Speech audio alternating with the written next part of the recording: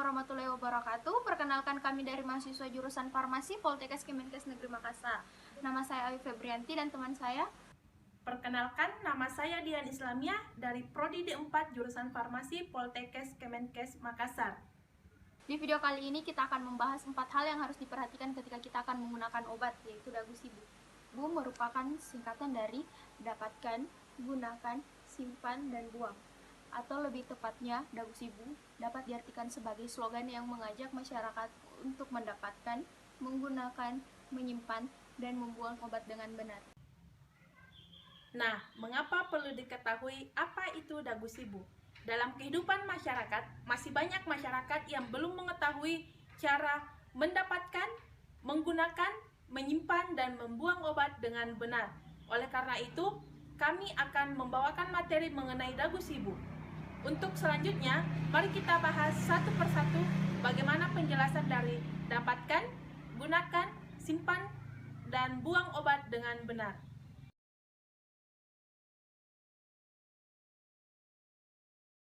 Yang pertama, dapatkan.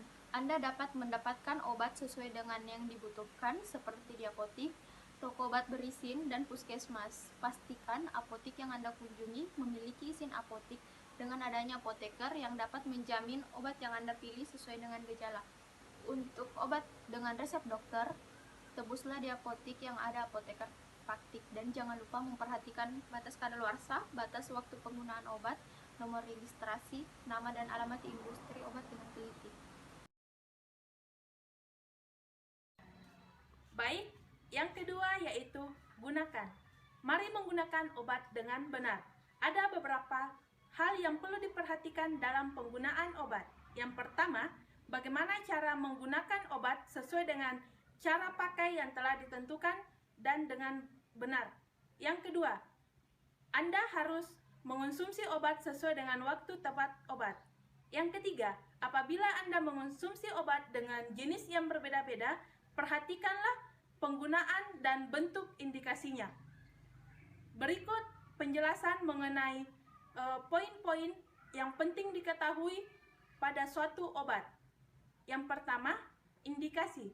Indikasi obat merupakan suatu khasiat obat yang akan digunakan. Perlu diperhatikan bagaimana indikasi obat yang tercantum pada kemasan obat sesuaikan dengan gejala penyakit yang Anda alami. Yang kedua, yaitu aturan pakai.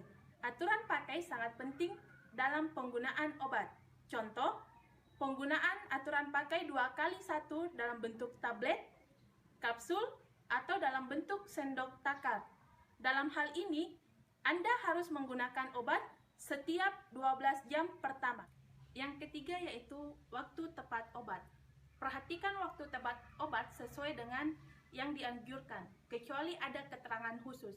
Misalnya, pada pagi hari Anda dianjurkan minum vitamin. Pada malam hari Anda dianjurkan minum obat berjenis kolesterol. Kemudian pada antibiotik Anda harus menghabiskan penggunaannya. Dalam hal ini apabila Anda menggunakan antibiotik diminum sampai habis. Kemudian yang keempat yaitu efek samping obat. Efek samping obat merupakan suatu kondisi atau suatu efek yang tidak diinginkan dan kemungkinan akan terjadi setelah mengonsumsi obat. Misalnya, efek samping yang ditimbulkan setelah minum obat yaitu menyebabkan mual. Kemudian, yang terakhir yaitu kontraindikasi obat. Kontraindikasi obat ini merupakan suatu kondisi tertentu yang menyebabkan penggunaan tidak dianjurkan atau efeknya tidak dianjurkan atau menimbulkan suatu kondisi tertentu. Misalnya pada ibu hamil. Selanjutnya, saya akan memberikan bagaimana cara penggunaan obat yang baik dan benar. Contoh yang pertama yaitu pada penggunaan obat kulit. Obat kulit yang terdiri dari gel, krim, pasta, ada beberapa hal atau ada beberapa cara untuk penggunaan obatnya. Yang pertama yaitu cuci tangan Anda terlebih dahulu sesuai dengan standar WHO yang ditentukan. Kemudian yang kedua yaitu oleskan secara merata pada bagian kulit yang terasa sakit atau nyeri. Kemudian Yang kedua yaitu contoh penggunaan obat pada obat tetes mata. Ada beberapa cara pada penggunaan obat tetes mata. Yang pertama yaitu tengadahkan kepala Anda agar pemakaian obat dapat mudah digunakan. Kemudian yang kedua yaitu tarik bagian kelopak bawah mata Anda. Yang ketiga yaitu teteskan obat pada bagian kelopak bawah mata. Kemudian yang keempat yaitu tutup mata dan biarkan hingga 1-2 menit agar obat tersebut dapat terserap dengan baik. Baik, setelah Anda mendapatkan penjelasan mengenai bagaimana cara menggunakan obat yang baik dan benar, selanjutnya Anda akan mendapatkan penjelasan mengenai penggolongan obat dalam bidang kefarmasian. Jadi, penggolongan obat terdiri dari beberapa bagian. Yang pertama yaitu penggolongan obat berdasarkan nama, yang kedua penggolongan obat berdasarkan penandaan, yang ketiga penggolongan obat berdasarkan cara penggunaan, dan yang keempat penggolongan obat berdasarkan bentuk sediaan. Penggolongan obat berdasarkan nama, yang pertama obat paten, yang kedua obat generik. Obat paten diedarkan dengan nama paten atau merek dari produsen. Obat generik dengan nama resmi memiliki zat aktif yang ditetapkan dalam Farmakope Indonesia. Obat generik terbagi atas dua, yaitu obat generik berlogo dan obat generik bermerek. Kedua, penggolongan obat berdasarkan penandaan, di mana obat bebas dan obat bebas terbatas dapat dibeli tanpa resep di apotik dan toko obat berizin. Sedangkan obat keras dan obat narkotika harus dengan resep dokter dan dibeli di apotik. Seperti yang kita ketahui, dari obat ini memiliki logo yang berbeda.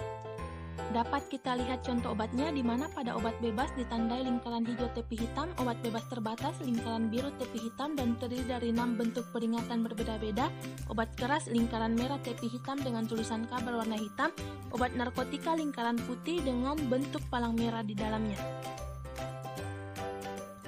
Ketiga, penggolongan obat berdasarkan cara penggunaan, terdiri dari dua, yaitu obat dalam dan obat luar. Obat dalam merupakan obat yang digunakan melalui mulut, contohnya tablet, kapsul, sirup. Sedangkan obat luar, obat yang digunakan tidak melalui mulut, contohnya salep, injeksi, suppositoria, ovula, tetes mata, dan obat tetes telinga. Seperti pada keempat, penggolongan obat berdasarkan bentuk sediaan, terdiri dari 4. Yang pertama yaitu bentuk padat, contohnya kapsul, pil, serbuk, ovula. Dapat kita lihat gambar di samping. Yang kedua yaitu bentuk setengah padat, contohnya salep, krim, dan gel. Dapat kita lihat contoh gambarnya. Yang ketiga bentuk cair, contohnya sirup, suspensi, eliksir, infus, injeksi, dan emulsi. Dapat kita lihat gambarnya. Kemudian yang keempat yaitu bentuk gas, contohnya inhalasi, aerosol, dan turbohaler. Sekian video ini, semoga bermanfaat.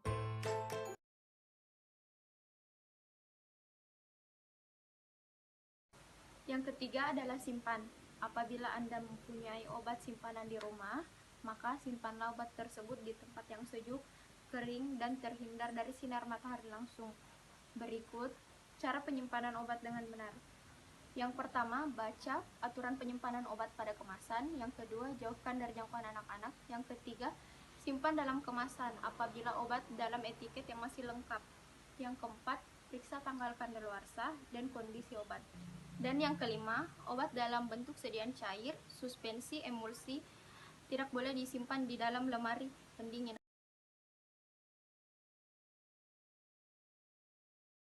Yang keempat yaitu buang. Buang obat dengan benar. Apabila Anda menemukan obat yang telah rusak, maka jangan digunakan lagi, karena obat tersebut sudah tidak bermanfaat lagi bagi kesehatan Anda. Bahkan, obat tersebut dapat menjadi racun bagi tubuh Anda.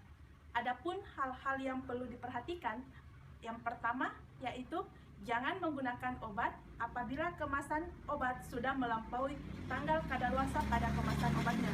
Yang kedua, jangan menggunakan obat apabila label sudah tidak terbaca pada kemasan obat. Yang ketiga, jangan menggunakan obat apabila bentuk, warna, serta kemasan obat sudah berubah. Yang keempat, jangan menggunakan obat apabila sudah berubah, misalnya dalam bentuk cair yang awalnya jernih berbentuk keruh. Selanjutnya, adapun cara membuang obat dengan benar. Yang pertama yaitu keluarkan obat yang telah rusak pada kemasan aslinya. Kemudian, yang kedua yaitu keluarkan obat pada kemasannya, kemudian timbun di dalam tanah. Baik, sekian materi yang sempat kami bawakan. Semoga dapat bermanfaat bagi Anda semua, dan mari wujudkan gerakan Dagu Sibu. Semoga bisa menjadi keluarga sadar obat. Ingat obat, ingat Dagu Sibu, tanya obat, tanya apoteker di sekitar Anda. Sekian, wassalamualaikum warahmatullahi wabarakatuh.